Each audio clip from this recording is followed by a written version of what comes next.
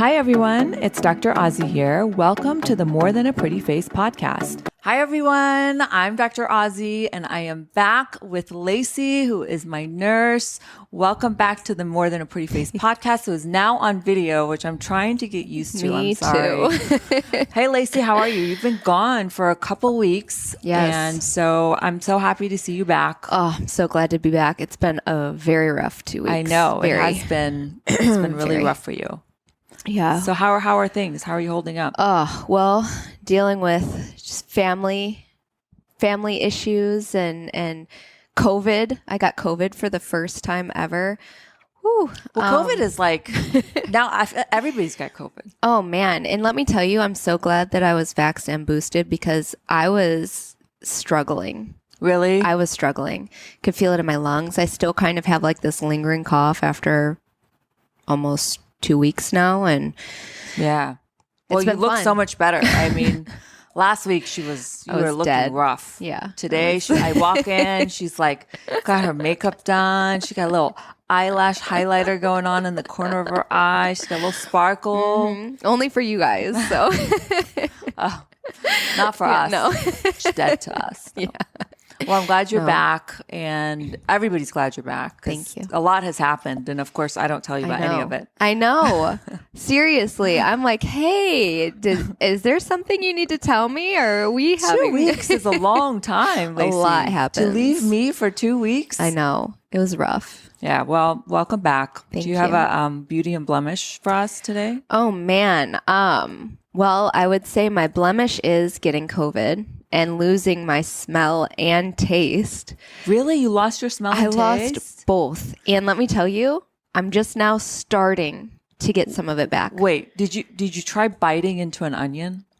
No. Why would I do that? Well, that's how you test it. Like if you can bite, because if you get a cold, because sometimes with COVID you can have these like kind of stuffy like just nose congested, yeah. But like true loss of smell and taste with COVID, if you can bite into an onion and not like it's like nothing, then that is true loss of taste. And now I'm not saying you didn't get it. But What I'm just about saying, Vapor Rub? I was covered really in Vapor Rub, like Vicks Vapor Rub for over a week, and I couldn't smell it. you can. Oh, well, that's pretty strong too. So does that count? Yeah. I just wanted to see you bite into an onion. Well, you should have brought one. I would have done it. Okay, tomorrow. Oh, but you have your taste and smell back. A little bit, my taste, not my smell, but a little bit of my taste. I could kind of taste coffee. Yeah. With my Starbucks today. Yeah. I got a little bit of that, but it was salted caramel, and I Yeah. didn't taste any of that. None of that. But So, whatever. do you I'm have alive. a beauty then? A lot of blemishes going on you My today. beauty, honestly, is to be back, catching up on everything that I've missed out on, and being here today. All smiles. How about you? So I guess let's start with my blemish. It's back to school week. Oh, And for unorganized moms like me, it's really challenging. yeah. I would So imagine. yeah, I'm just trying to get, all this stuff. Thank God for Amazon, and thank God my kids are so independent because they have no other choice at this point. So yeah, we're just, that whole like getting back to school, and everyone's so excited. My daughter starts this week. She's super excited. Oh, I bet. Got to go get her haircut, hair curl. She's the growing important up stuff. so fast. The important stuff for a teenager. And, my son's easy. He's just like, Mom, you think you can order me like new uniforms? Because the ones I have are like crop tops now. He's grown so much. I'm like, oh, yes, uniform. Amazon overnight. Yeah. So I'm struggling between, it's so hard to do all the things I'm doing and keep my sanity and function back to school week. So, but I'm hanging in there. I'm looking forward to it. That went on way too long, guys. Sorry, I didn't mean to bore everybody. Well, what's your beauty? My beauty is I had a really great weekend. Good. It was my son's birthday. My sister came down and we hung out. We went to a comedy show. Have you heard of Max Amini? No. He's really funny. He's Persian. and he loves to pick on people in the audience. Yes. So that's like his It's my MO. favorite. Yeah. I So love it's that. all like impromptu. And it was in this little comedy shop downtown called Laugh Factory. Have you ever been? Mm-hmm. So it just kind of reminded me of like the old school comedy shops where you can stores where you can go and not a store Show. Excuse me. It's early.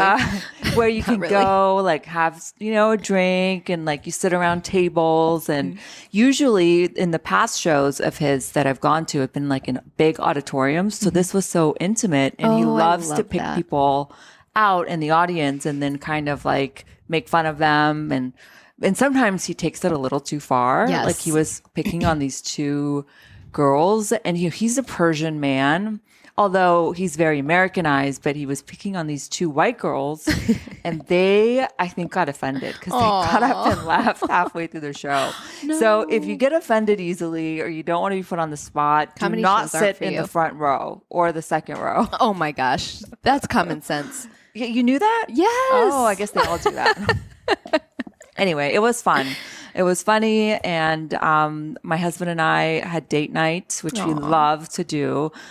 We went to a new place I guess it's downtown. It's called Anime. Oh, It's I like seen an your post about Asian this. fusion. It's beautiful. It looked so beautiful. If you're in San Diego, you guys have to go check it out. It's really good food. The ambiance is good, and it's a really fun like place to go. Yeah. And I think it's new. I think it's only been open. I don't know. I've never heard of it, so I thought it was new. Yeah, Yeah. It was fun. It was a fun weekend. I guess that would be my Beauty. Beauty. Yeah. Yeah. Hi, everyone. It's Dr. Azi. August is finally here and the sun is still shining strong. For our podcast listeners only, we are offering 20% off our SPF essentials. Shop our best sellers like Hydrotent BB SPF 44, Sunkissed and UV Clear SPF 50 powder, and Pout Plump 30 with our limited time promo.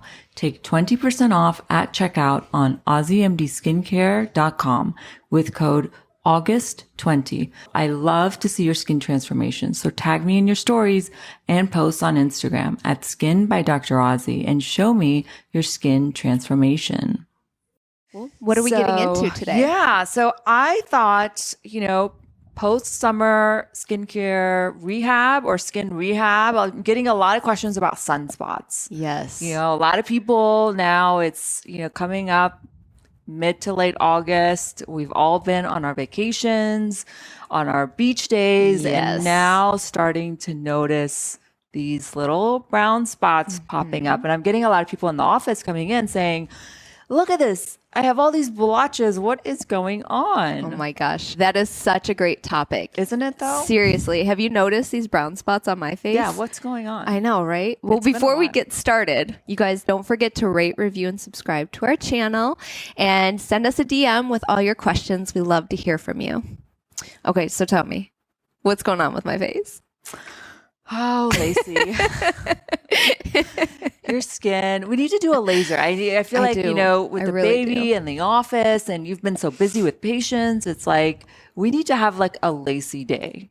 Don't you I'm think? down. I need a spa day. When was the last time I've lasered you? Lasered. Lasered before Remy. Yeah. It was before my pregnancy.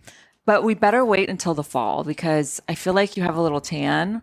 And so let's talk about sunspots because they come up when we get sun exposure. A lot of people think people are born with freckles, Yes. but you're not really born with freckles. Freckles you develop, there's a sign of, sun damage. And so, yes, they darken in the summer and they get lighter in the winter. Now, some people genetically just have them. And when you're a kid, I guess they're called like cute little freckles, they darken in the summer.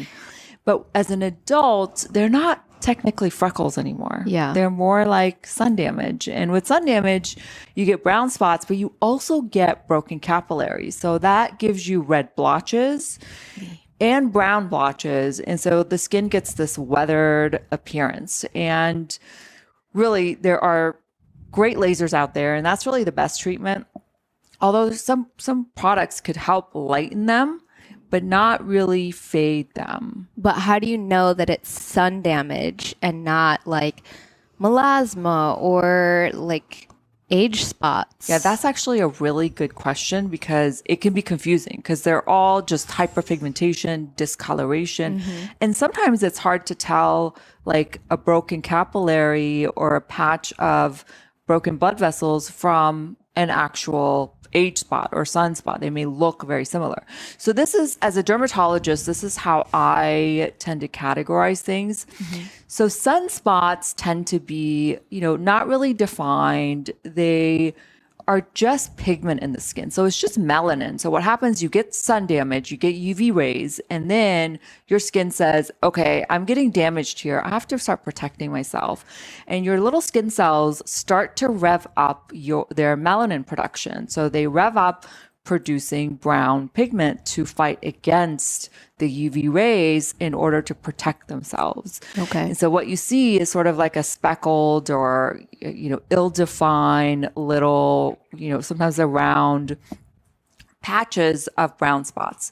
Melasma has a very distinct distribution on the face. It looks like a solid brown sheet. So you get a solid brown sheet like on the nose, on the cheeks, on the upper lip, and then you can also get it on the forehead. It's actually called the mask of pregnancy for the reason of it looking like you have a mask on, like a sheet mask on. When I got it during my pregnancy, I thought it's so embarrassing. Well, I didn't know I was pregnant either. So I started getting like this brown, like patch around my eyebrow and a little bit like close to my hairline. And it's so embarrassing. I was like, am I not washing my BB cream off good enough? It does look like it looked like a sheet. Yeah, like almost like dirty or something. Yeah, like somebody took like a little crayon and like colored your face in these specific distributions. Whereas, with sun damage, it's not organized. It's just kind of, just this weathering discoloration. Yeah. So that's how you tell the difference. Now, age spot versus sunspot, that's a good question because some people are just more prone to getting age spots. Age spots are thicker. So the way I look at it, if you're looking at it under the microscope, not only do you have melanin or color, but you also have thickened layers of skin cells. So that's pigmented. So will you feel thicker. That? Or will you only see it? Sometimes they kind of have like a waxy surface to them. They look like they're kind of just stuck on the skin, and they can be tan, they can be really light, they can be really dark, but they're usually just, deeper than the average sunspot that's just color. Yeah. So those actually are difficult to remove because they are deeper into the skin. So sometimes some of the lasers that make sunspots come off like this don't necessarily work on age spots because they are thicker. Now, melasma, that's even more difficult. That really requires medical therapy. So we have podcasts on melasma if you guys were interested. Today, we're going to dedicate this episode to sunspots and then age spots as well. I think that would be a great idea. Yeah, but also, I'm really big on the age spots, like differentiating that. What do you mean? I mean, because me personally, when I see them on my skin, I always feel like they're moles almost. So they can. That's a good point. Sometimes they can look like moles. I guess it takes a trained eye to distinguish. But regardless, guys, you bring up a point about moles. After summer or even now, you guys should go in to a dermatologist and get your skin checked because sometimes we think it's age spots, but really it turns out to be moles that may be abnormal or melanoma. I'll tell you the story. This guy comes in and he has all these moles on his back and he's like, I want you to laser all of them off. And I was like, I can't do that. These are like moles and they don't look good. They look abnormal. I was like, no laser. We're not going to just burn them off or laser them off. We're going to biopsy them. I biopsied them, all of them abnormal, severely abnormal moles. So it makes a good point. He was thinking, these are just age spots. I want them off. I want them all lasered. But when I looked at them, they were actually melanocytic lesions, which have the potential to turn cancerous and become melanoma, which is a deadly type of skin cancer. And guys, I'm seeing this in young patients, not just, your grandmother or your mother or your father, but young patients are coming in with that. So note to self, PSA, get your skin checked. And it's not just like fair skinned people like myself. It's all shades. Yeah. Anybody could have, potential damage and melanoma, especially now with us being outdoors more in San Diego. Really, we don't get a break from UV. Yeah. So now let's get into treatments in the office. My favorite is IPL or BBL. That just makes those sunspots lift up like no other. I love seeing that. Like right after, you see it right after. Makes the sunspots lift up. They turn almost like sandy. They look like coffee grains on your skin. And then after a week, they just fall off. Now, if you've been on Retin-A before you get your IPL done, you'll probably see them come off faster and you'll probably heal a little bit better. So that's the benefit of being on retinols. Your skin is retinized. So IPL, BBL, you can do a treatment called XLV, which uses a KTP laser, a 532 nanometer laser, and a 1064. That works great for broken capillaries, sunspots, age spots, as does the IPL and BBL. But the XLV is a true laser, whereas an IPL BBL is more of a light device, but still works. Actually, they've done studies or we've had like contests between dermatologists. We're so fun about which device does a better job and equally effective. Well, it's all about the provider too. Yeah, that's true. It's all about the settings. That's true.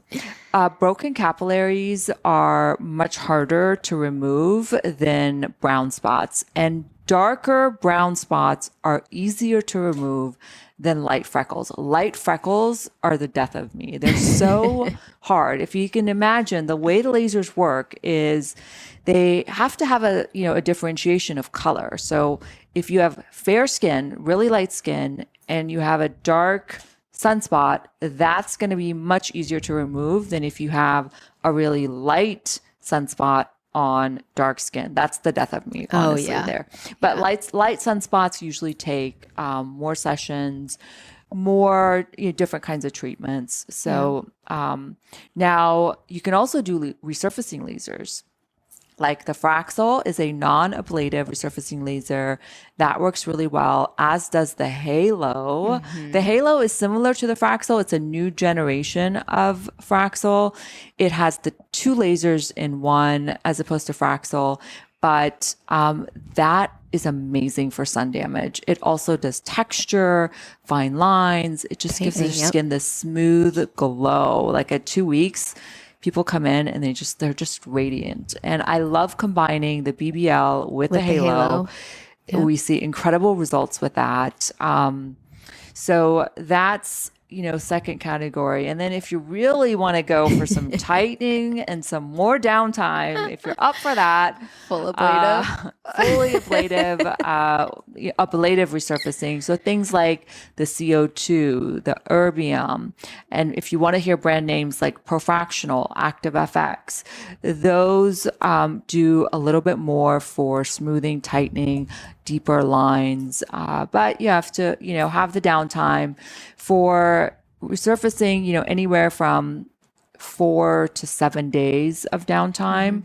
The Freckles and the Halo, 3 to 5. I feel like with the Halo, you do have more like redness and puffiness. You have more swelling because the Halo doesn't really, you don't have like open skin, but what you have is the laser beams that penetrate deep into the skin. So they cause just more swelling. People come in and they just have so much swelling around their eyes, and their skin feels rough, like they get a rough texture. Like sandpaper. And it looks like you've got like a little grid. Yeah. Some people notice that. But that's just the first week. The second week, it goes away. So if you're going to get a laser treatment done, give yourself 2 weeks. So I did a laser treatment on someone, and literally 3 to 4 days later, she was so mad. She was like, I can't believe, like, my skin looks awful. Like, what is this? I'm supposed to have clear skin. What was this treatment? I'm like, it's only been 3 to 4 days. Yeah. Like you're at the height of your healing. So guys, if you have plans, you cannot rush the skin. I cannot deliver on Amazon Prime Your rates, skin. okay? Yeah. I just can't. Nature doesn't We can't follow compete. Amazon Prime. It's going to take a week or two to really see that. And I'm guilty. You know, every time I have like a perfractional laser, I think, oh my God, my skin looks awful. It's brown, it's dirty, it looks just terrible, right? But it's temporary. It's going to look like that for a few days after. So make sure you're realistic about your recovery. I know, because even when we tell them in the office, I think they're just so excited that they had the procedure and they're so excited for their new skin that they hear us, but they don't listen to us when we explain that. It's these 10-second videos I post. It's like I show the laser and then boom, at like 10 seconds, you see the before and after. You're like, oh, that was only like 10 seconds. 10 seconds. Yeah. Why do I have to wait a week? But you know what? You forgot one of my favorite treatments. Yeah. What? Did I skip something? Microneedling. Oh, yeah. I love microneedling. So you bring up a good point because microneedling is one of the fewer treatments that I recommend people do in the summer because we're exposed to UV rays for longer periods of time. The UV index is higher. It's hot out. You know, people are outdoors more. So microneedling is probably one of the safer ones. Lasers are risky in the summer. Now, if you're really good about sun avoidance and not getting sun on your skin and not being out in the sun after your laser 2 weeks before and 2 weeks after, then you could do a laser. But I don't know how fun that summer would be for you. No. You might want to wait until, you know, September, October, or November for lasers. Yeah. Go in for fillers, you know, Botox, microneedling. Those are better treatments. And honestly, if you're scared of lasers, because lasers are a little more complex in terms of settings and all the different types, microneedling is a great initial treatment. It uses a set of needles. So we use something called the collagen pen. And it uses tiny, tiny needles that goes in and out of the skin multiple times. And that triggers your skin to start the wound healing process. Yep. And it starts forming new collagen, new growth factors, and, you know, all kinds of things. And it brings in some fresh skin. So it helps with texture tone and it can help with some pigmentation. Yes. But it takes like 3 to 5 sessions. It's not one that you could be like, boom, like I'm going to get this done. I have a patient that comes in every other month because she loves the results so much. Yes. And adding PRP to it. Oh, even better. And That's everything. PRP, if you guys don't know what that is when we take your blood, we spin it down, we process it, we extract out the plasma that has all the magic growth factors in it. All of it. It has the platelets that have all the growth factors. And then we use that to microneedle it into the skin. So as we're microneedling the skin, the PRP is getting into those channels that the microneedling is creating. We also use it to inject into the skin. Now, so that freaks people out. You know, if you don't want to inject it, that's fine. Yeah, But you don't have to. You don't still have get to. great results. You still get great results. And using so it as a you glide. can get it. You can just use it as a glide if you want. And what we're going to start doing, I forgot to tell you this earlier, but what I'd like to do is give patients their PRP in a cream to take home and apply that week Okay. for healing because I think it's going to benefit their healing. But You that's know- coming to La Jolla Dermatology soon. I do sometimes if they have leftover, I have them apply it that night and then the next morning Yes. just as the serum. That's right, because your channels are open for 24 hours. So that's a good time to continue to apply take the advantage PRP. of it. Yeah, so stay tuned. Stay tuned for that. See, I'm still learning about the things I missed out on 2 weeks ago. I know. We have so much to talk about, but not on the podcast. No. Whoa, that was a lot. That was fun. It was fun. I feel like I got really excited. You always get I hope- excited about it. We could have talked more. We didn't talk about RF microneedling, like Morpheus 8, Oh, yes. which is so popular right now, Morpheus 8. But with all these treatments, especially the resurfacing ones or the microneedling ones, you don't want to do this if you're breaking out. Oh, if you don't have an intact, strong skin barrier, You don't want to do the halos, the Freckles, the Morpheus 8s, the microneedlings, any of those things. Anything that is going to affect the skin barrier. What's safe to do if you're breaking out, which might actually help your breakouts, is the IPL, the BBL, the XLV, the light-based lasers I talked about initially. So we always talk about what you should do, but we never talk about what you shouldn't do. Yeah. And the other thing you shouldn't do after you have these procedures is go back to your old skincare regimen for that 1 week that you're healing after your treatment. You always want to make sure that your doctor or provider puts you on a very specific skincare regimen while you are healing, because that can be just as important as the treatment. Absolutely. You know, that skincare you're using that week is really crucial, because you don't want to get reactions and so forth. But that would be, you know, something to consider. And if you are acne prone, make sure that you talk to your doctor about potentially putting you on like an anti-acne oral pill, like an antibiotic like doxycycline or minocycline, if you do a resurfacing treatment like Halo, or even like profractional active FX CO2 resurfacing, because a lot of times as the new skin comes in rapidly, acne prone skin can break out after having these treatments. And that's something people don't talk about, but you should know about. Yeah. Oh my so did I gosh. leave anything out? We talked so much. I think we covered everything. I think that was good for one, episode. All right, guys. Thanks for tuning in. Don't forget to rate, review, and subscribe. Share this with a friend who's also a skincare enthusiast. And don't forget to like and comment below. Let me know if you have any questions. Until next time. Bye. Bye.